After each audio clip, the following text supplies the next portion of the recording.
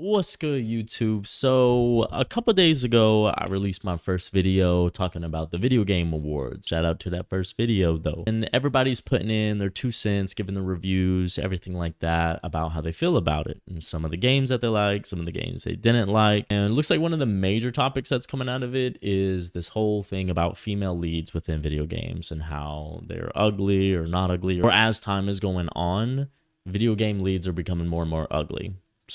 And I think there's a point there. I think there's definitely a point to be made. It seems like some odd reason of whatever is going on. Everybody wants to talk about being woke and all this bullshit. It seems like there's some type of thing going on where developers are trying to create like less attractive people. That is what it is. Asmongold, he released his thoughts on it. Let's follow along here and see what he's got to say about these ugly female leads in video games. So let's take a look. Hi guys, it's me again, and today we're going to be talking about some drama. We're going to be discussing the new games that got announced at the Game Awards, and I watched the show. I thought it was great. I had a good time, but a lot of people didn't. And guess what? It's for the two main games that got announced there. The Witcher 4. Bro, does he just not want to use a mic anymore? Now, both of these games, I think, had a lot of discourse surrounding them, and we're going to talk about that discourse. And we're also going to talk about what that discourse implies with people that have become increasingly against and at war with reality. And this, every single time that reality hits them in the face, there are a lot of Twitter threads about it because people are not happy. And guess what? If you spend all day on the internet, you usually have a distorted view of what the world looks like. And even to a certain extent, I'm sure so do I, but it seems like these people are even worse than I am. Yeah, I think there's a point to that already. Everybody that's on the internet, when you're invested, really invested in the internet, like you kind of have like tunnel vision, you're on it a lot, you're consuming your own content. You have all these algorithms and everything like that. Oh shit, let me hit that. We have all these algorithms and everything that kind of cater towards you, all about for you page, for you this. It's all about you. It's kind of easy to get trapped up in your own bubble, your own internet bubble. Further instills your beliefs, your values, everything like that. It kind of gets fed back in you. Yeah, I think everybody has that. Nobody is immune to being thrown into their own internet bubble or their viewpoint of the world. So anyway, let's go ahead and at the beginning, I want to talk about one thing before we get into either of the games, actually. Let's talk about subjective opinions. So anybody cannot like or like a video game for whatever reason that they want. They don't have to justify this. They don't have to explain it. They don't have to debate it or argue it with anybody else. So if you do or you don't like any video game, you should never feel like you're obligated to defend that opinion or not, because it is your own subjective opinion and you have every right to it and nobody can take that away from you. So I just want to make that very clear, because there have been so many people talking about how, oh, well, this person shouldn't be having this opinion. You shouldn't be saying this. You shouldn't care about this. Well, guess what? Some people do. Too fucking bad. Get over it. It's the whole thing. It's part of what makes content and art subjective. It is what it is. Everybody has their own opinion, their own, like what I was saying earlier, values, subjects, things that make something stand out. Someone who was younger, maybe where they were playing Super Mario and that like had such an impact on their life. Somebody else could have, for example, The Legend of Zelda, and boom, that made such an impact on their life. And I know I'm only using Nintendo games here, but you get the details. Yeah, everybody's entitled to their own opinion. Let's talk about The Witcher 4. Now, The Witcher 4, well, The Witcher 3, one of the best-selling games in the last 10 years, had a male protagonist. The new game has a female protagonist. If you understand the story, which at least I kind of do, I understand at least enough of it to see why the new female protagonist is the one carrying on the story. Now, this, however, has caught a lot of people off guard, and it's frustrated a lot of people because I think that there has been a growing trend that people are observing of genres and different IPs that have had a male lead that's being replaced by a female lead. And I think also this is, again, it goes into my first point about people being at war with reality, because I've got to tell you guys, gender is a massive barrier with relatability. It just is. Oh, 100%. There's two things that go into it. The first one, exactly what he just said, gender being a barrier where relatability comes in, especially when it comes to you role playing as an individual. I myself am a prime example of that. There are plenty of female lead games that I just never touched because I said, I'm not really in the mood to kind of take the time to relate, hear the character out, etc., etc. It's probably a great game for some people, but it's kind of like my sister and I. There's certain games that she likes, female lead games specifically, one being Horizon Zero Dawn, right? I think that was a massively successful game. They're starting to do another, what is it, remaster, remake, a Lego version? All understandable. It was a very successful game. It makes perfect sense. She leans into that game, those type of games. She loves them. Not for me. Not for me. I would be more happy with games like Doom. You know, that's the type of games that I like. Doom. I'm more likely to play a game like Doom where it's, you know, motherfucking, he just bah, bah, bah, bah, bah, bah, bah, and everything explode, all this stuff, just kind of like hyper, you know, violence, and something like Horizon Zero Dawn. Again, doesn't make it a bad game. It just is what it is. The second thing is people don't like change. Simply put, people do not like change, especially when you've been attached to a series for so long, something as impactful as The Witcher. Witcher 3, 2, 1, again, like what he's saying, Geralt was the main protagonist. He just, I mean, he was there. I mean, that's who he is. He's the main protagonist. 3 was always kind of that side character they're just bringing in. We know, oh, she's being brought up to be a Witcher. And I'm pretty sure the books, this is from somebody who hasn't read the books, but I'm pretty sure the books talk about it as well, that, oh, she's going to be the next Witcher. But for people that really aren't into the books, they're going to look at that and say, hey, what the hell happened to Geralt? I want to play Geralt. What the hell is this with Ciri? See the argument for some people trying to say, well, then you never played Witcher 3. Well, there's more to the story here. Let's hear. Everybody, I'm sure there's going to be people that, you know, can't understand abstract ideas, so they have to comment and say, that's not what I think. Well, that's nice. But I think that in a general sense it is. I think gender is a massive barrier to relatability. So if you take a character that people relate to and they can see themselves in, and you change its gender, you do fuck with a lot of people's vision of the game and of the story. I think that's just how it is. And you can disagree Don't like with change, that, again. but that doesn't mean that it's going to go away. I think it is very, very, very much the truth. And so a lot of people are unhappy about this. And they also thought that Ciri is uglier because if you compare her model in game for The Witcher 4, for The Witcher 3, and then you look at The Witcher 4, she does look a bit older, and it's a CGI trailer, so there's a lot more detail put into it. It looks more realistic. Now, my personal opinion. Okay, so that was the other part I was going to get to, is the change from Witcher 3 Ciri to Witcher 4 Ciri. If we just do a little quick comparison, let me pull this up. Witcher 4... Ciri ugly. Witcher 4 Ciri ugly. That about sums it up. All right, let's take a look here. To his point, this is CGI. This is in-game. This is CGI. You could say, oh, you know, it's a little bit of the CGI, a little bit of an effect or whatever. Clearly here, we can give it the lighting. There is definitely something going on. Her jawline looks a little bit different here. Her lips, you could say they're about the same. Maybe it's just the coloring, X, Y, and Z. Face shape, though, if you go back and watch the trailer, her face shape just looks different. It looks more rounded. You could say, oh, well, she's older. People generally don't well, I guess I should know how many years the gap is. People generally don't look like this. Even Geralt. Let's look at Geralt. But this is perfect. Right here, look at this.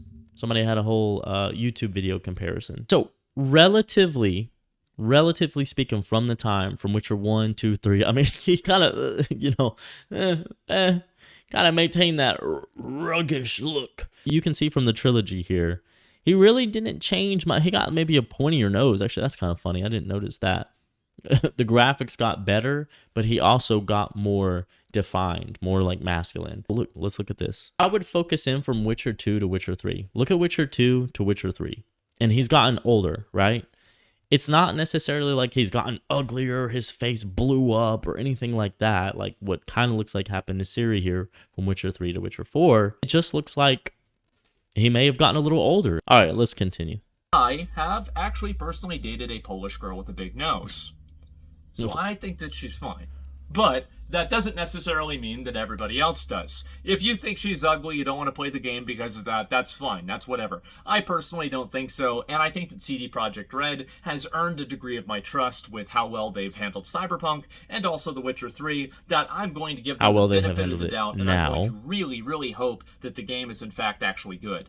So we'll have to wait until we see her in-game model and we see a little bit more of the story before I go ahead and start complaining and crying about this. Yeah, and that's another point, is there's still time. time, right? There's still time for them to model, in-game model, and make her more similar to her Witcher 3 design. But it's not a good look. So far, it's not a good look. There's that. Now, the second thing I want to talk about is the growing issue with a lot of games that are adding characters that are unattractive, unappealing, and unlikable. And oftentimes it's all three, unfortunately, but many times it's in fact just one. And so what's happened is that I think that a lot of studios have fallen prey to this idea that players and people want to have realistic characters. I don't actually think that this is true. I think that this is a media narrative that's created by journalists, and it's created by people that write about video games, talk about them. But the truth is that I think most people, they actually do care about what a character looks like to an extent, and the people that don't care are irrelevant anyway. Because let's go ahead and use a little bit of logic. So why would you ever put a ugly character in a video game? Well, I think that this serves no one. Because you would put an ugly character in a video game that is an NPC, a non-playable character. A joke, a dunce, a whoever, a jester, fool, whatever you want to say. Oftentimes, like they are in medieval games, they're either really short or, you know, just goofy, some type of deal. Otherwise, the only way you would put an ugly character in a video game is if you did it yourself. You have a character creator and you can make them as ugly as you want. You can make their fucking snout go all the way to their chin all the way up into their forehead. You have options. That's the only time you would want to put ugly characters in a video game. for all the people that don't care whether the character looks good or not, well, then those people are going to play or not play the game anyway, and the reasoning for that is going to be completely independent of the character's appearance. And for the people that are going to play a game or do care about a character's appearance, and they use that as a criteria of whether they like the character or not, and by the way, a lot of people say that people don't do this. If people didn't do this, microtransaction cosmetics would not be making billions of dollars, okay? Like this. Everybody wants to buy an outfit for some female character who gives less clothes. They would not be able to sell all these cosmetics if people did not care about how they looked in video games. So, that being said, and there's a million other examples I can use, like gacha games, etc., but I think that let's just look at cosmetics. And also alternative, let's dial it back and be a little more fair. Some people want to see their favorite heroes or characters in a completely alternate state. Take Marvel Rivals, for example. Someone who loves playing Black Panther. He has an outfit where he's a completely like cyber, you know, blue, techno, whatever. He's got like this blue glow, whatever. It's an awesome outfit. You could use Overwatch as another great example. They did the same thing with their skins where they have like the festive events. I mean, a lot of hero shooters do this, right? It's common sense. Everybody wants to be able to see someone who's either more attractive or cooler or some unique design that makes them stand out or pop, that draws you in. Nobody wants to see some doofus looking ass character unless it's purposely, like they make that choice. It's a meta thing, and then that immediately proves that people do care. Maybe you don't, but again, abstract sample, there are many people who do.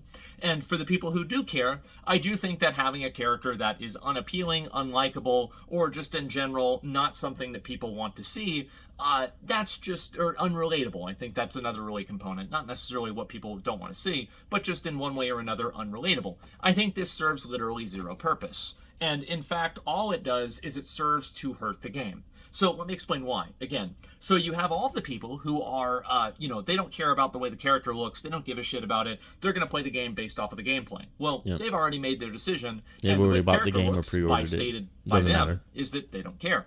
So then you only have the remaining people who do care about how a character looks. Now, do you think that more people care if a character is attractive or unattractive? Do you think that more people want a character inside of the group of people who care about the way a character looks? Are there more people inside of that group that want the character to be attractive or unattractive? Well, I'm just going to take the wild guess and think that they probably should think that the character should be hot. That's it. And this is also true for guys as well. I don't really think that anybody wants to play, well, maybe some people do. Many people probably don't want to play a version of a fat neckbeard brony wearing a fedora with a My Little Pony t-shirt with cargo pants and socks and sandals on. And this guy is going to be the one who saves the world from God, right? He's going to have to destroy God.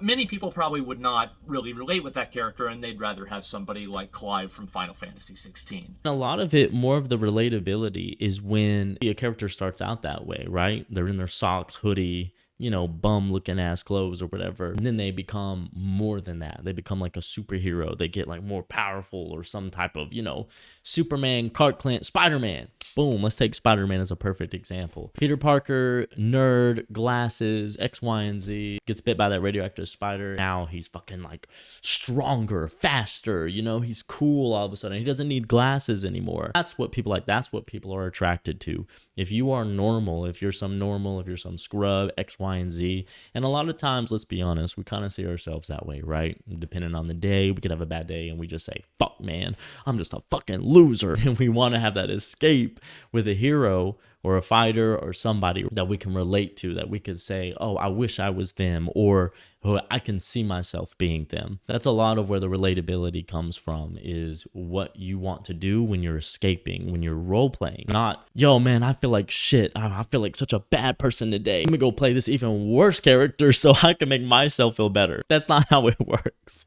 And so this is true cross-gender, but it's also another big issue, what I was saying before, about people that are living in opposition to reality. A lot of people are in the mindset that these things are not relevant. These things do not matter. And again, they don't matter to a lot of people, but they matter to enough people for this to make a difference. And I also hear the narrative that these are things that are only held by a small minority of people. Only a small minority of people actually think this. And I have a challenge to everybody who thinks that. If you think that all of the people that dislike whatever game it is, whether, I think the Intergalactic game is probably the one that's most worst received, I want you to find me a reveal trailer of a video game that has a less than 50% like ratio that turned out to be a success for a studio. Go ahead. Didn't happen. Go ahead. Let's find Didn't out. happen. And you know what? Unless we're talking about Call of Duty. Does that count? Does that count? Activision Blizzard? Not Activision Blizzard. Who was it? Who was it that did it? It wasn't Treyarch, was it?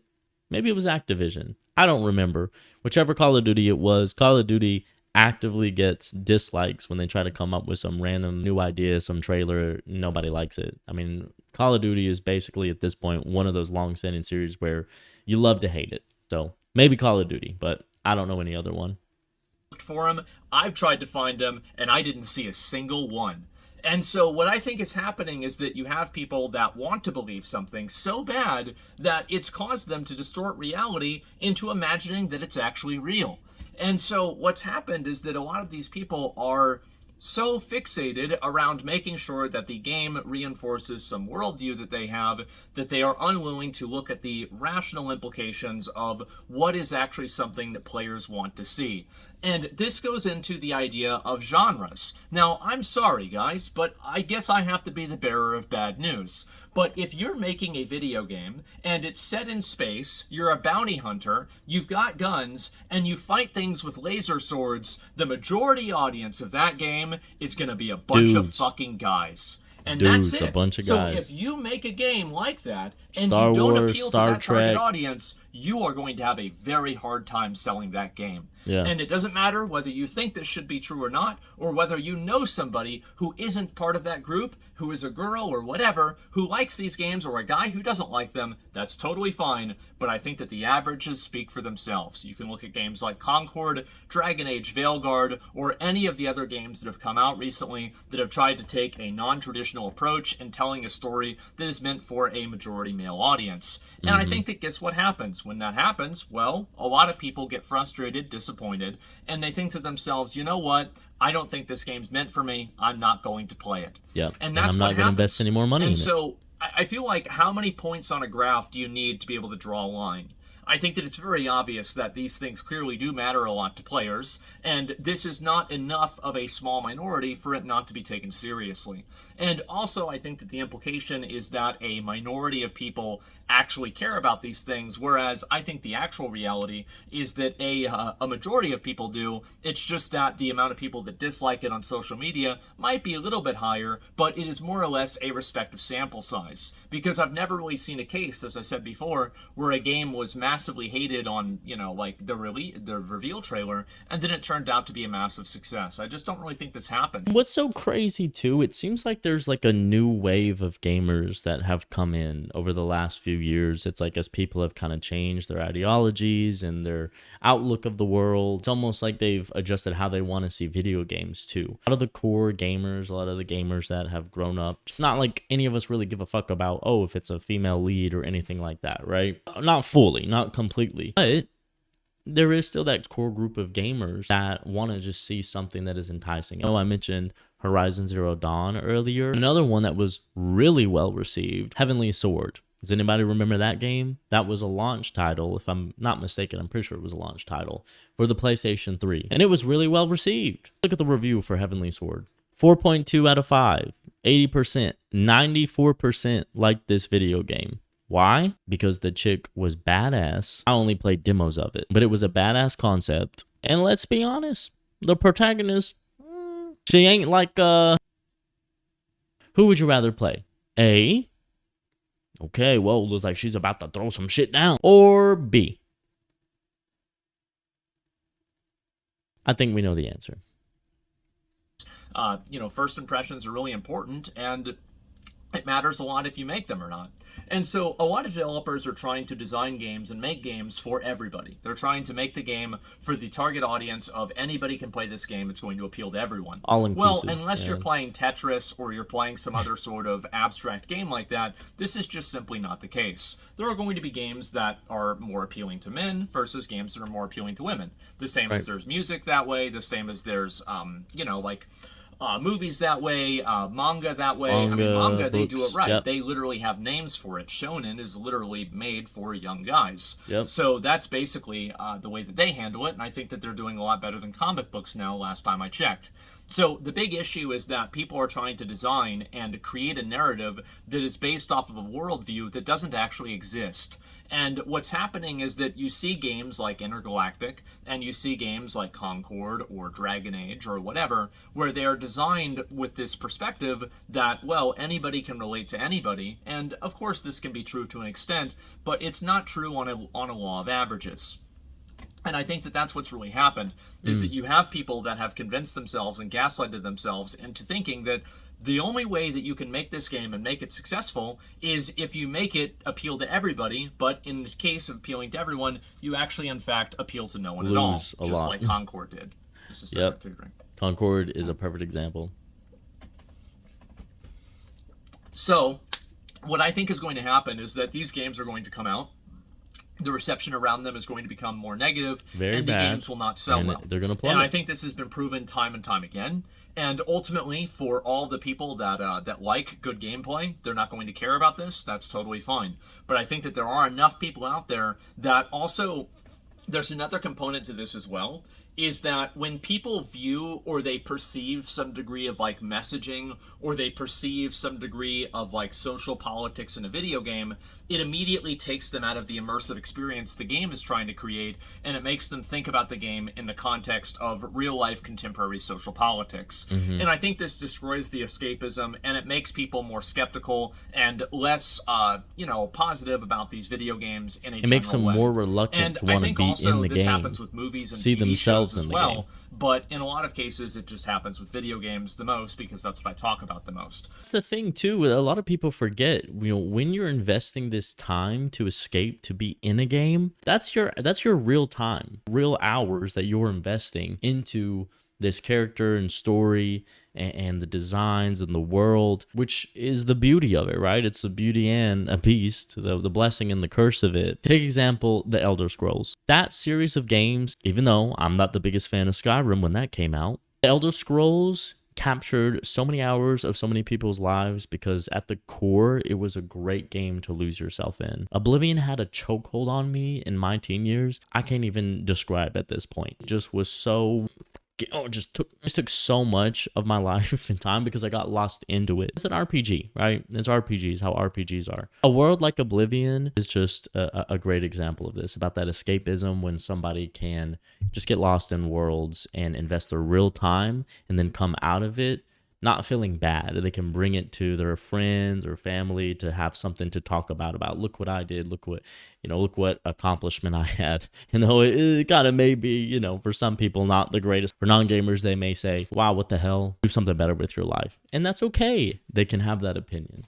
With a lot of these characters, anytime that I see a character that's added into a video game and the character is not attractive or the character is meant to be unappealing to a majority of people, or it's not, it's like doing one of those things where it's like, oh, well, all the people that don't like this are bigots or racists or something like that. You can call people that all you want, but that's never going to convince them to buy your game.